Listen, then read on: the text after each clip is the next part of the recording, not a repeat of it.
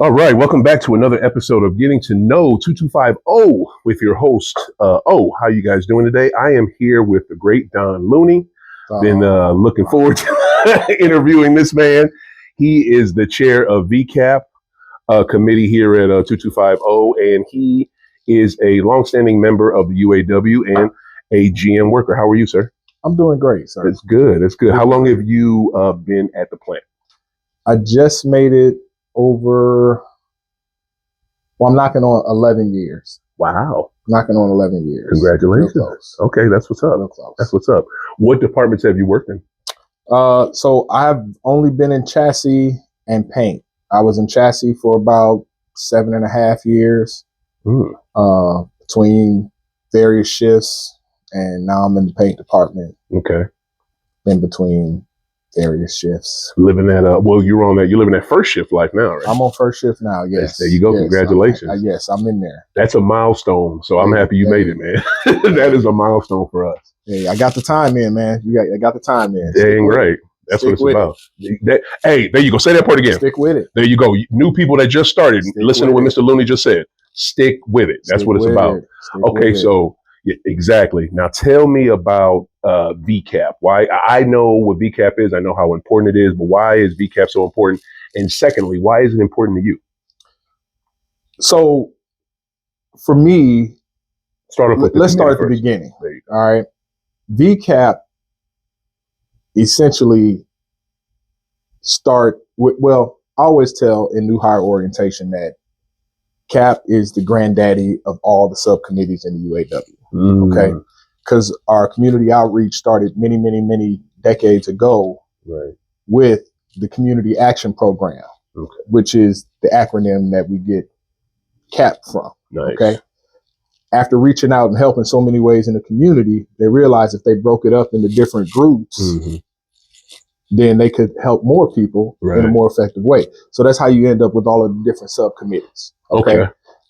Eventually, CAP became the legislative committee because we deal with a lot of the political action or the political arm of our community outreach. Right. And that goes right into why it's important to me, because politics is essential in our day-to-day life. There you go. Right. If you don't do politics, politics is going to do you. And 100%. If you ain't learned that in 2025, you ain't paying attention. Clearly, You're not clearly, 100%. Why? Okay, so VCAP is a lobbying arm for the UAW, so we could talk to politicians and make sure things so they go in line in our favor for the middle class, for the working middle class like ourselves. Yes. How has VCAP? What have we done? What politicians have we talked to? What has VCAP actually done to help middle class workers? I mean, there's a lot. You know, in Missouri alone, Missouri at one point in time was a manufacturing hub. Wherever the major manufacturers were, there was a city in the state of Missouri that was a satellite to them. St. Louis happened to be that place for the auto industry. Okay. And there's a few auto plants in Kansas City as well. But, St. Louis was that hub. Right. So when we talk about CAP and its effectiveness, the biggest thing I can point out to everyone is that after the auto industry crash, and they were fighting to save the auto industry, right, with the government bailouts and things of that nature, UAW Local 2250 is the last plant standing from that great era, in Missouri, where we were an automotive hub. Right. And that is largely due to the leverage and relationships that we have with different politicians in different levels of the government, whether it's a mayor or a governor or so on and so forth. A lot of them stepped up to advocate for us, and I'm not saying that is, we did our part, is what I'm going to say.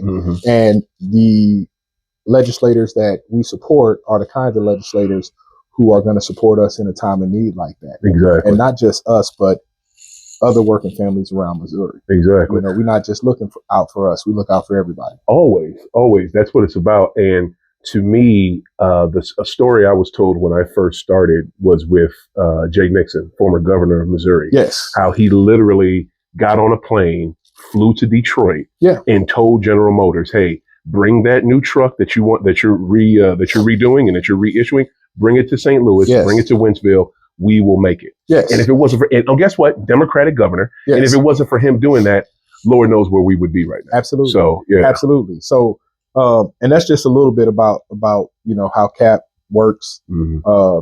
The idea is that, we're a union and we have rights under the Constitution of the United States. Exactly. To collective bargain for fair wages and benefits. Preach. As a collective, we do that. We do that well. When we talk to these legislators, we want to make sure that they down for that also. Right. Former Governor Jay Nixon is a great example of that. Right. We go through a vetting process. We don't just, throw our stamp on anybody. Great point. Right. And those people that we do throw our stamp on, we want to make sure that when they are in the halls of legislature or the Oval Office or governor's mansion or city hall or wherever they are, right, that they're going to look out for working people. That's awesome. When it's contract time, they can show up for us. They apply pressure, make sure we get a fair deal and a solid deal. Right. You saw that in the stand-up strike. Right. Of what was that, 24? And you saw that again in 19. 23. 23, yeah, sorry, 23. And you saw it in 19, when we were up.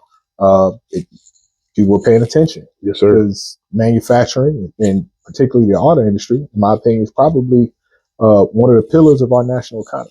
Preach. Right? Yes, and sir. so, we're in this UAW wheel and talking to these people. We represent the economic interests of the nation, right? We represent the middle class. Right. When we talk, they know that they're talking to people who get up every day, go do 8 hours and just want to live a good life and take care of their family. Exactly. So they listen. Right. And that is the power of CAP. Good. That's why we stress and urge for folks to get involved. I can go on and on. It's cool. About it's cool. this. I got more let's questions. Go to the next question. I got you. Yeah. And 100%. And with that wheel, that UAW wheel has a lot of power behind it. Like people saw, like what you mentioned, in 2019 we went on strike. 2023 when we went on strike, people noticed that there's strength in numbers. Yeah. And when you have strength in numbers, that emboldens, that empowers other people, other organizations, other unions. Hey, we could do the same thing. So that's why I love being a part of the UAW. Now, last week of October, we had the first ever Midwest CAP conference here at the Wentzville at a 2250 Union Hall. That was historic. That's never happened before. It was kicked off by our former president here, Frederick Jameson. He is the president of Midwest CAP. Yes. What was discussed at the CAP conference? So when we talk about Midwest CAP, that's essentially our regional affiliation. Okay. So that goes beyond your local union. Right. All right. For us, Midwest State CAPS covers Missouri, Kansas, sometimes Colorado. Why sometimes? I know Colorado delegates came. Why sometimes Colorado? Because they redraw those lines quite often. So sometimes Colorado is region 4, sometimes it's another region. Oh. It depends. Who redraws it? That's above my pay grade, bro. Right. Don't give me the line on nobody. Right. Okay. And that's not a UAW thing, is it? It is. Oh, okay. So Midwest CAP falls under UAW. Yes. Okay. Yes. Midwest CAP does fall under UAW. But they are a separate entity still under the same umbrella. Right. Because what Midwest CAP does is each member has an opportunity to voluntarily contribute to the CAP program. Right. Okay. And that is because federal law says that union dues or dues dollars cannot go towards political action. Exactly. So we have to individually. Yeah. So we have a voluntary fund that goes into a PAC. All right. And the Midwest CAP Council oversees that PAC. Oh, and when we have that conference, there's training. Right. We want to bring new people out so they can understand the impact that we can potentially have in politics. Right. We want them to understand what we've done with the relationships that we've fostered over, the decades. And we also want them to see what it is that we're doing. Right. So there are conversations about, maybe endowments that may go to community organizations, not just political organizations. We get training on how to be better unionists and activists. There you go. From a political standpoint. Sometimes there are guest speakers who will come in and speak on a specific topic. This time around, We focused on a lot of the pending legislation that we're facing here in Missouri, as well as Kansas. Right. Talk about that real quick, because I know you have the signature initiative is extremely important right now. What are you doing with that? Wow. So listen, you need a woosah on that? Yeah. Here's the deal. Break it down. I'm afraid, and I hope y'all hear me when I say this. I'm afraid that people don't understand the brevity of the situation. Right. I don't think they understand the seriousness or what's at stake in this moment. Right. So as we know, with midterm elections coming up in 26, okay, there has been conversation at the national level about redrawing congressional districts. Right. Okay. And from where we look, from where I sit, it looks like a lot of these districts that are being redrawn are congressional seats held by members who spoke out against a number of different situations going on in our nation's capital. Right. And so after they speak out and they get a little attention, now those districts come up to be redrawn. One of them was Representative Cleaver out of Kansas. Yes, out of Kansas, district that pretty much covers Kansas City and maybe a little bit north, east, and south, but mostly Kansas City is the biggest part of that district. Right. Back in 2020, when they redistrict after the census, right, like it says in our state constitution, they tried to pull off this 7-1 map that they're going for now, and they couldn't get it done. Okay. And they realized that it was a bad idea then. Right. They realized that people of Missouri weren't excited or happy about it then. Right. Okay. Right. But, on the national level, they're getting a call saying, hey, more seats. Yeah, the president's telling them to do it. Our governor here in Missouri calls an extraordinary session with the purpose of rigging these seats. Exactly. Okay. There's a petition by the people. So let me say, after that was done in Missouri, we are allowed 90 days from the close of session or the passing of that bill to put forth a referendum, which will serve as a citizen's veto. Okay. And so what has to happen is that the people have to sign the petition. You have to get enough signatures on the petition, have to have a certain number of signatures in every congressional district in order for it to be certified once they file it. Okay. I'm afraid that people don't understand how important that signature is in this moment. Right. Okay. Right. If these maps are drawn, it will bring an unhealthy imbalance to the state. Exactly. Because the representation is not balanced or equal as it was intended to be when our founding fathers made all these rules. Yeah, they weren't into stuff being equal either. But they had some intentions, right? Not for us. As our nation has grown and expanded, right, we've amended and made changes along the way. Right. And so now we're at a part where politicians want to basically choose who their voters are instead of allowing the voters choose them. Right. And for me, that's a problem because congressional seats don't have term limits. 100%. So if you want to stay in office for the rest of your life, you can just keep changing the lines of your district. That's not okay. So we got to get out. Anyway, we talked about that a lot during the Midwest Cap Council. I'm sorry I went down a rabbit hole and off on a tangent there. It's all good. But yeah, that's one of the things that we talked about, the petition, the initiative petition for the citizens veto referendum. There you go. Nice. Yes. You named it all. I know our friends at Missouri Jobs for Justice, they were at the conference and they're heavy off into that too. What is there? Give me a short version of their help that they're giving us with this fight. Well, what's going to happen here is if they draw these districts, if they get away with redrawing these districts, and they get away with everything else that they've tried to pull off in the last year, right to work will be next.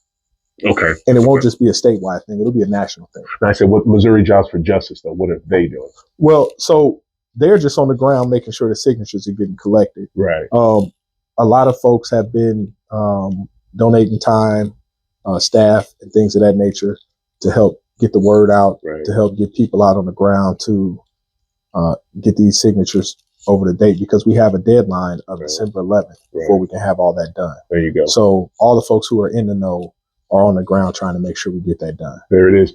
Folks, volunteer with Missouri Jobs for Justice. It doesn't matter where you live in Missouri. They do excellent work. Don and I worked with them last year. I'm working with them this year. Don works with them constantly.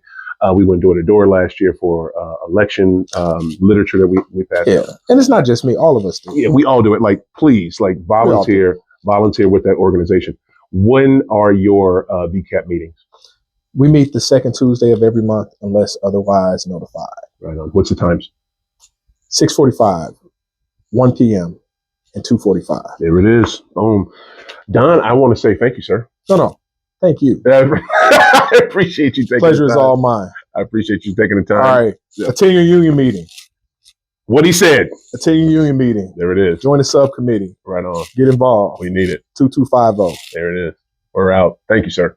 Well done. Thank you. Peace. See you guys later.